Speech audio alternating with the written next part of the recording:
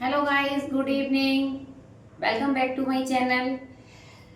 Hello बच्चों, पहले तो मैं आज आप सबने मुझे इतनी अच्छी शुभकामनाएं भेजी, अपनी अपनी गुड विशेस भेजी, उसके लिए मैं दिल से आपका धन्यवाद देती हूँ। आपके प्यार और सम्मान की कीमत तो मैं कभी नहीं चुका सकती, पर मैं आपसे वादा करती हूँ एज ए टीचर मेरी जो भी ड्यूटी है मैं आपके प्रति पूरी करूँगी, ईमानदारी से पूरे अपने कर्तव्य का पालन करूँगी। और बहुत सारे बच्चों ने व्हाट्सएप के जरिए, मैसेंजर के जरिए, फेसबुक के जरिए और इवन यहाँ तक कि घर पे आकर भी मेरी स्टूडियो में भी मुझे अपने टीचर्स डे की सरप्राइज पार्टी दी और बहुत अच्छे अच्छे विशेष भेजे। इसके लिए मैं दिल से आपका आभार प्रकट करती हूँ। और आज मैं आपके लिए, चलिए मैंने एक टॉपिक लेकर आई हूँ, सिंथेसिस। अब थोड़ा पढ़ लेते हैं इसके बारे में। देखिए, सिंथेसिस में हम तीन तरीके से सेंटेंस को बनाते हैं, सिंपल, कंपाउंड, कॉम्प्लेक्स। गुड। अब क्या करना है, सबसे पहले कंपाउंड बनाना मैं सिखा रही हूँ। ये टॉपिक मेरा जल्दी कवर हो जाएगा, ठीक है, और जो बच्चे ऑफलाइन पढ़ रहे हैं उनके लिए रिवीजन भी हो जाएगा। सुनिए, पहला सेंटेंस है, इसको कंपाउंड कंजंक्शन हम जोड़ते हैं कोऑर्डिनेट से। किससे जोड़ते हैं? कोऑर्डिनेट कंजंक्शन से जोड़ते हैं। कोऑर्डिनेट कंजंक्शन बोलते हैं बच्चों से, कोऑर्डिनेट कंजंक्शन से जोड़ते हैं। अब ये चार प्रकार के होते हैं। पहला होता है इसमें कम्युलेटिव कंजंक्शन। कौन सा होता है? कम्युलेटिव। कम्युलेटिव का मतलब होता है, कम्युलेटिव का साधारण, यानी सिंपल से एक बात के बाद दूसरा कार्य, मतलब जब हो जाता है, जैसे एक वर्क हुआ उसके बाद दूसरा वर्क हो गया, तो इनको हम साधारण वाक्य बोलेंगे। और इसमें जोड़ने वाले कंजंक्शन अगर और का अर्थ आएगा तो आप एंड लगाइए, साथ ही साथ का है तो एज वेल एज लगाइए, ना केवल बल्कि का not only but also both had, ये सब कंजंक्शन इसमें हम यूज करते हैं। ठीक है, जैसे एग्जांपल से समझते हैं, ही was punished, he was failed. अब इसमें क्या था, वो उसे सजा मिली और उसे जुर्माना भी देना पड़ गया, तो एक साथ दो उसको सजाएं मिली हैं। तो हम इसको हमने जोड़ दिया कि he was punished as well as fine, as well as fine, की सजा मिली साथ ही साथ फाइन किया गया। और ये जो एक्स्ट्रा सब्जेक्ट वर्ब था ये हमने हटा दिया। ठीक है, इसको हम नॉट ओनली बट आल्सो से भी जोड़ सकते हैं, ऐसे जुड़ेगा, he was not only punished but also find, but also find. ठीक है, चलिए इसके और एग्जांपल देखते हैं। ही reached the station, he reached the station, वह स्टेशन पहुंचा। ही बॉट द टिकट, उसने टिकट खरीदा। तो एक कार्य हुआ स्टेशन पहुंचने का, तुरंत ही दूसरा कार्य हो गया टिकट खरीदने का। तो हम सिंपल इसको कंपाउंड जोड़ेंगे किससे?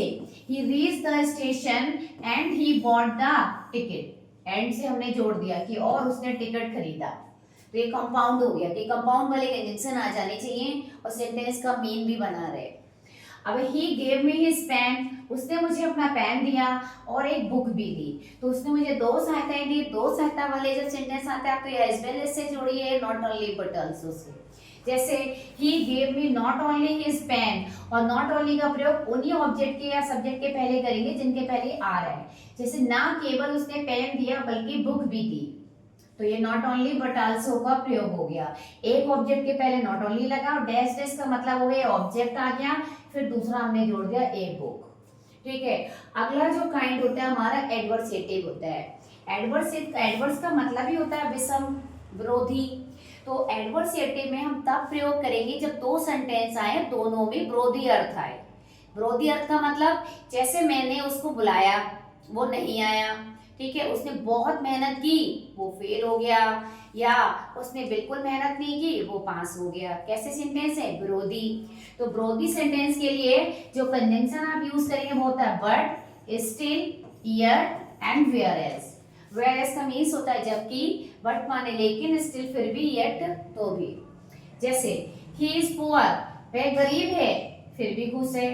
ठीक है, वह गरीब है लेकिन खुश है, किससे जुड़ गया? बट से। He is poor but he is happy. He was angry, वो नाराज था लेकिन क्वाइट, शांत रहा। तो ही वॉज एंग्री, वो एंग्री था फिर भी वो शांत रहा। ठीक है, तो इसमें मैंने बट लगाया, इसमें यट लगाया। ठीक है, और एग्जाम्पल हम लोग उसके देखते हैं। आई एम वीक, मैं कमजोर हूँ। आई शेल ट्राई, मैं फिर भी कोशिश करूंगी। ठीक है, तो आई एम वीक और हमने लगाया फिर भी के लिए still, still I shall try, मैं फिर भी कोशिश करूंगी। ठीक है, फिर भी जब दो वाक्यों को जोड़ते समय जो भी कनेक्टिव वर्ड की साउंड आ रही है आप वही इसको अप्लाई करेंगे। राम फेल हो गया, उसका फ्रेंड पास हो गया, तो राम फेल्ड हो गया, वेयर एज माने जबकि उसका फ्रेंड पास हो गया, तो वेयर एज से जोड़ दिया। आई invited him, he did not come, तो बनेगा आई invited him but he did not come. ठीक है, तो ये हो गया कम्युलेटिव और एडवर्सेटिव।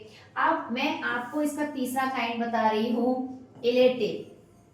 तीसरा इसका काइंड होता है इलेटिव। इलेटिव का हम तब यूज करेंगे जब एक वाक्य में कारण आए और दूसरे में परिणाम आए। एक वाक्य में कारण और दूसरे में क्या आए, परिणाम आए।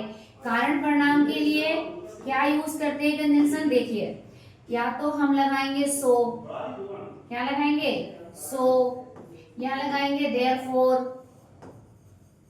सो है देयरफॉर है, या लगाएंगे फॉर। फॉर का यहाँ पे मीन होगा क्योंकि, क्या होगा क्योंकि। चलिए इसके एग्जांपल देते हैं, जैसे ही वॉज लेट, उसे देरी हो गई, he did not go there, फिर वो वहां नहीं गया। तो कैसे बनाएंगे, कारण क्या था, उसे देरी हो गई, परिणाम क्या हुआ, वो वहां नहीं गया, तो उसे देरी हो गई, तो पहले इसको ऐसे जोड़ लीजिए, he was late, उसे देरी हो गई इसीलिए वो बाहर नहीं गया, तो बाहर नहीं गया सो से जुड़ जाएगा, so he did not go there, ये आ जाएगा। ठीक है, अगला देखिए, एक और एग्जांपल से मैं रिलेटिव समझाती हूँ आपको। देखिए जैसे है he worked hard, he worked hard, full stop, he wanted to pass, उसने कठिन मेहनत की, वो पास होना चाहता था, तो उसने कठिन मेहनत की ना, क्यों की कठिन मेहनत, क्योंकि वो पास होना चाहता था, तो क्या बनेगा, he worked hard, he worked hard। ठीक है, for से जोड़ देंगे, for क्योंकि he wanted to pass, he wanted to pass, ये हो जाएगा। ठीक है, अब मैं इसका और एग्जाम्पल से आपको समझाती हूँ। जैसे है तीसरा एग्जाम्पल देखते हैं, राम इज इल, राम बीमार है, he cannot attend the class, okay. तो कह रहे हैं राम बीमार है, वो क्लास अटेंड नहीं कर सकता, तो क्या बनेगा, राम इज इल, राम बीमार है, कारण है, परिणाम है, अटेंड नहीं कर सकता, सो से जोड़ देंगे, so he can not attend the class. ठीक है, तो ये हो गया आपका तीसरा कंपाउंड का तीसरा रूल हो गया। पहला कम्युलेटिव था, दूसरा आपका एडवर्सेटिव था, और तीसरा हमारा इलेटिव हो गया। इसका एक और काइंड होता है बच्चों, चौथा अल्टरनेटिव। अल्टरनेटिव, अब अल्टरनेटिव का प्रयोग कब करते हैं, अल्टरनेटिव का प्रयोग करेंगे बेटा जब वाक्यों में क्या पाई जाएगी, चॉइस, क्या पाई जाएगी, चॉइस। चॉइस मतलब विकल्प पाया जाएगा कि या तो अब ये कार्य करिए या फिर ये करिए। ठीक है, या तो ये करिए या वो करिए, तो इसमें अथवा का अर्थ आएगा। देखिए इसे जब जोड़ेंगे ना हिंदी में, तो अथवा के लिए आप और लगाइएगा। अगर आपका अन्यथा का अर्थ है, अन्यथा का अर्थ है, तो आप अदरवाइज का यूज कीजिए, और अदरवाइज से सेंटेंस जुड़ जाएगा। या तो या फिर करके आता है, या फिर, तो हम इसके लिए अप्लाई करेंगे आइदर डैश डैश और। इसी तरीके से इसका नेगेटिव बनता है, ना तो ना ही। तो जब ये सेंस आएंगे अर्थ निकालने पर, तो इसमें यूज करेंगे नाइदर डैश डैश नॉर। ठीक है, आप इतने कंजंक्शन भी अगर याद रखते हैं तो 100% आपका अल्टरनेटिव सेंटेंस जुड़ जाएगा। ठीक, चलिए इसको हम एक एग्जांपल से समझा देते हैं। देखिए जैसे एग्जांपल है वर्क हार्ड, वर्क हार्ड, कठिन मेहनत करिए साहब, यू विल फेल, अन्यथा फेल हो जाएंगे। तो आपको चॉइस दे रहे हैं, या तो कठिन मेहनत कर लीजिए वरना फेल हो जाएंगे। इसका ऐसा आएगा, जब दो कार्यों में चॉइस आएगी तो हम इसको बनाएंगे, एक मिनट में इसका कलर चेंज करती हूँ।